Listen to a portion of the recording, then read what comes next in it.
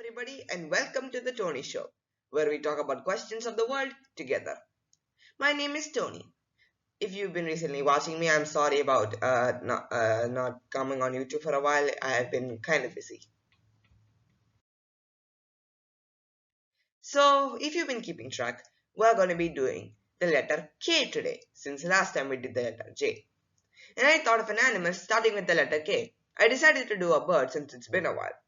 And a bird that starts with the letter K that I thought of was the kingfisher. These guys are pretty cute, but there's a difference between them and normal birds. See, unlike other birds who hunt in the sky, these guys hunt in the water. They can fly, but they prefer to hunt in the water. So the main diet of kingfishers is, well, fish. It's in the name. But that begs the question, how do kingfishers catch fish, considering that their wings are really meant for flying and not swimming?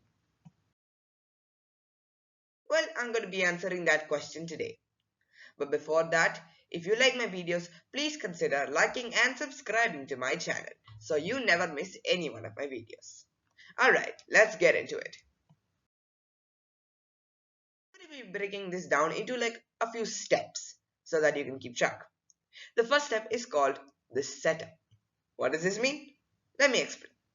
So, there's a problem when it comes to catching fish. The water kind of is, as you know, water is denser than air. So when the light shines on water, it kind of sort of reflects. So it's not easy for the kingfisher to kind of sort of see the fish. You can see in this picture, you can see all the light and the ripples and waves on the water. So it's hard to see the fish. So what's the solution? The kingfisher kind of sort of bobs its head up and down. So it allows it to view it from like many angles, so giving it like a perspective of where the fish actually is.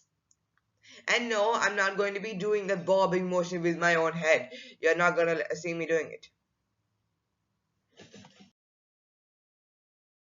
Step 2 is the dive. Anyways, so what does this mean?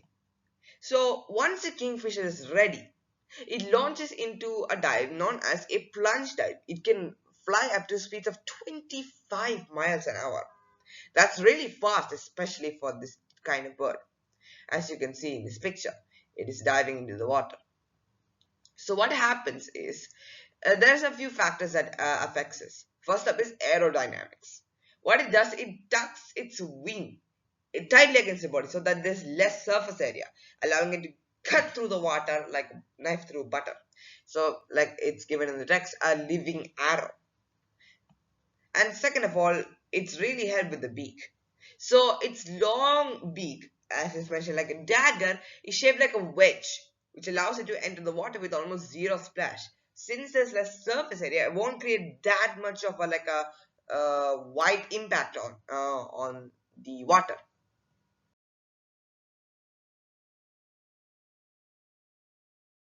Step 3 is the strike.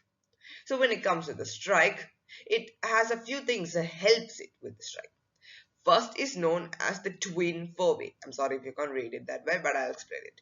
So this is basically called the twin forebay of a kingfisher. They're basically next to the eyes, and they use one. There's one moment when they hit the water, and then they switch to the second one, so it corrects for the change in light reflection.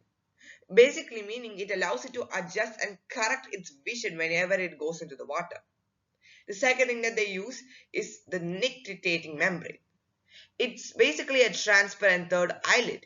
It sweeps across the eye like goggles. Like when we are in a swimming pool and we want to dive underwater, we use goggles to protect our eyes. Let me show you a picture. So what it does, it protects the cornea from impact and debris, but it still allows it to see. So like I said, just like in goggles, it protects your eyes from the water and chlorine, but you are still able to see underneath the water. And finally, we have step 4, the catch and kill. So let's see what happens here.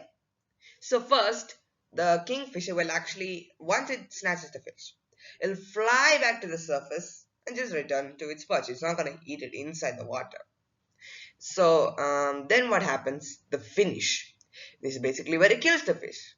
What it does, it whacks the fish on any sort of surface, like the branch it's on, so that so that it can make sure that it's dead, so that it doesn't try to squirm away. You can see a picture of it banging the fish on the branch right now. And finally, it is the swallow. The thing is, the kingfisher always swallows its prey head first. This is because if there are any spikes on the fish, it can kind of sort of flatten down when it's head first.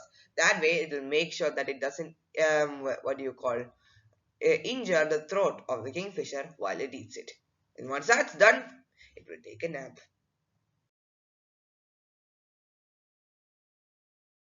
And that's it. But before we end this video, let's check out some fun facts about kingfishers. First up, that kingfishers are fiercely territorial. Yes, they are beautiful, but they are very aggressive and they will defend their part of like a river or branch with aggressive displays and loud calls. But they only tolerate other kingfishers when it's breeding season, which kind of sort of makes sense in my opinion.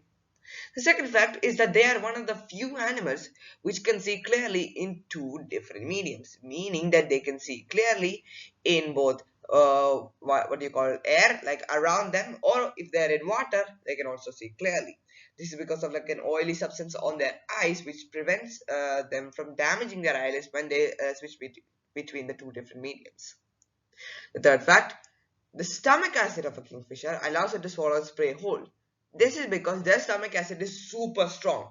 So whatever it is, meat, bones, whatever, it can digest it. And if there is anything that they can't digest, it will just be coughed up later into like tiny little grey pellets, sort of like how an owl does. And finally, the kingfisher has a connection with the bullet train. Now, this doesn't really explain much, but it's kind of like a story.